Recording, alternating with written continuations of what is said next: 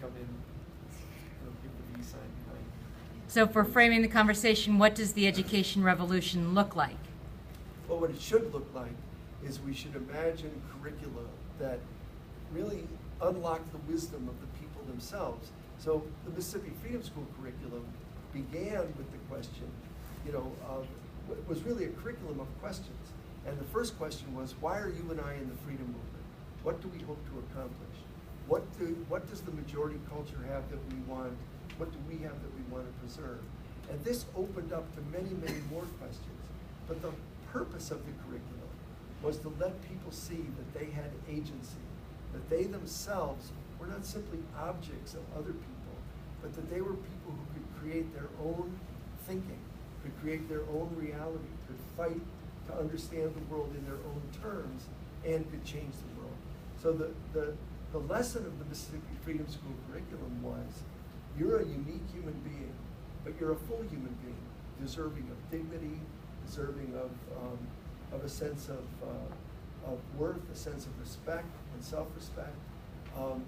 You're living in history, and history is not static, it's something that can be changed. And you need no one's permission to interrogate the world. So if you think about it, that curriculum is still something that should be and could be applied today. I could say the children of the South Side of Chicago are denied many things, decent facilities, forward-looking curriculum, but the fundamental injury is no one is saying to them, let's examine the circumstances of our lives and think through how they could be otherwise. And that, to me, is the essence of a curriculum that we ought to be allowing people to participate in. And I do this all the time. I think about things that could be a freedom school curriculum. So, do you know who Governor Huckabee is? Mike Huckabee? You heard of him? He's running for president. He was the governor of Arkansas, and he was a very large person. He weighed several hundred pounds, and he lost a lot of weight. Became kind of the poster child of dramatic weight loss, and he also became an advocate against childhood obesity. Good thing. But what you may not know is that in Arkansas, when you get your report card, you get your grades for English, math, science, and you also get your body mass index listed on your report card. Does that strike any of you as strange? I hate the idea, A in English, B in math, and I'm fat. I mean, it's like, and so you think about applying the principles of the Freedom School curriculum to that. And this is what I would do. What I like, I don't know if I would be willing to get fired about this or anything, but so I might list the body mass index, but what I would probably do is go to my students and say, ask a set of questions, a curriculum of questioning. So for example, I might ask the question,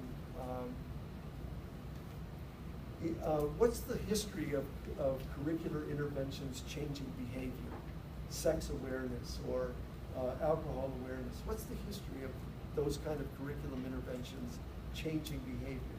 I might say, who owns the franchise for the lunchroom and the snack shop? I might say, do we have any food deserts? What's the state of our physical education program?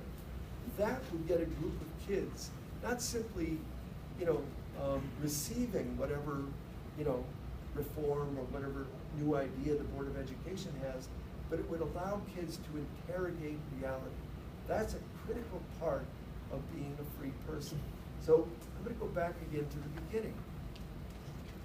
We were talking about public school, whether we should have public education. And one of the things that I know, and I think you can see it by looking around the world, is that every society has schools that are both mirror and window into that society. Every school system is both a mirror and a window into the society it serves. So in an agricultural society, they teach animal husbandry and agricultural matters, right? In a theocracy, they teach, fealty. In a kingdom, they teach obedience.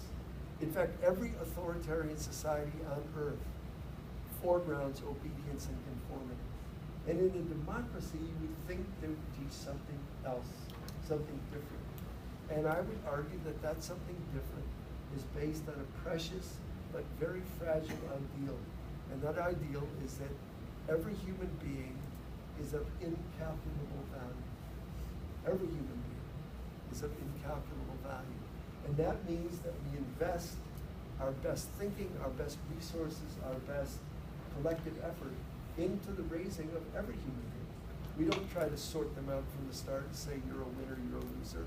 We say, no, we think that every human being deserves to be fully recognized, fully supported. So you look at our schools and you have to, well, let's look cross-culturally. You know, if you look at, say, schools in Germany during the rise of Hitler, or schools in medieval Saudi Arabia, or schools in apartheid South Africa, or schools in Romania in the 50s.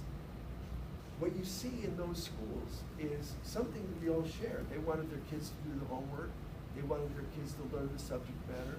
They wanted their kids to stay away from drugs and not get pregnant. But they also taught, whatever else they taught obedience to the system. They taught conformity to that world. And that's why in South Africa, in the old South Africa, you saw some schools with state-of-the-art materials and 12 kids in a classroom and great teaching. And in some schools you saw 100 kids in the classroom with no roof, meeting out in the countryside. That reflected apartheid perfectly. You could look into those schools and guess what apartheid was, or you could know what apartheid was and know they'd have that kind of school. So when you look at our schools, even in our imperfect and aspiring democracy, what do we see? What do we see as a reflection of the society we want to have? And I think that we need to be critical of the ways in which we fall short of that ideal of saying every human being is of value, every human being needs to be valued wholly, completely. Others.